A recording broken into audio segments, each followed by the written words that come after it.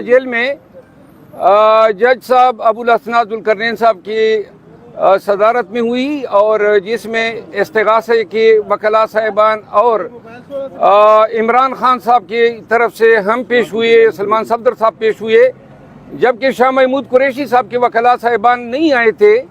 आज कार्रवाई जो है फाजिल जज साहब ने फर्द जुर्म आयद करने के लिए मुकर्रर की थी,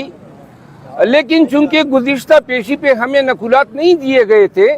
और ये एक कानूनी सिकम था, तो आज जज साहब के नोटिस में हम ये ले आए कि फर्द जुर्म जो है बग़ैर नकुलात के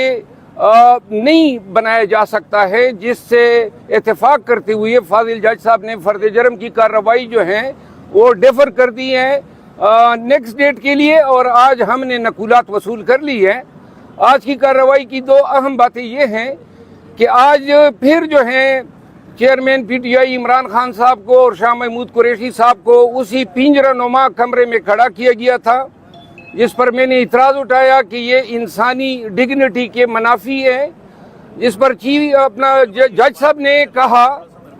जज साहब ने कहा कि चूंकि उनके नोटिस में चंद ऐसी सेंसिटिव इंफॉर्मेशन लाई गई हैं, तो लिहाजा कमरे अदालत में उनकी मौजूदगी उनकी सिक्योरिटी के लिए ख़तरनाक होगी। बहरहाल जज साहब का ये कहना जो है मेरा ख्याल है हमें अपील नहीं करता है, क्योंकि जेल में और उस कमरे अदालत तक पहुंचने के लिए 3-4 गेटों से होके गुजरना पड़ता है, पूरे बदन की तलाशी ली जाती है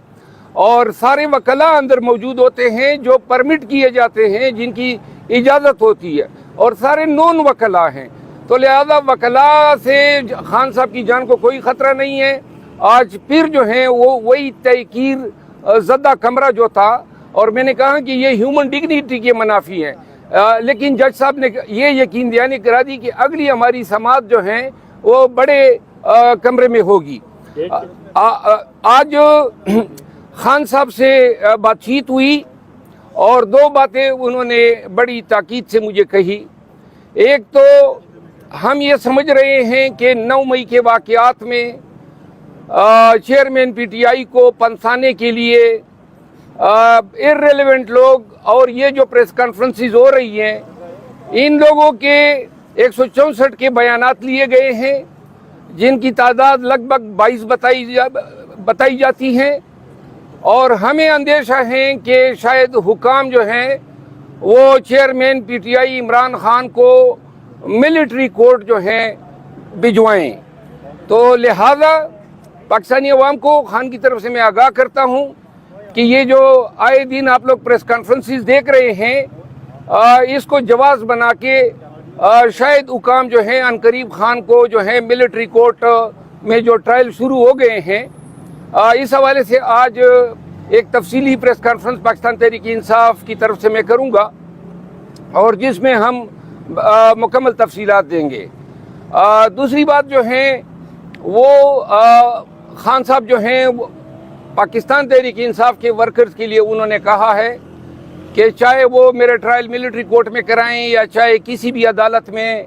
लेकिन वर्कर्स ने कोई हौसला और तहम्मुल का जो दामन है हाथ से जाने नहीं देना है। और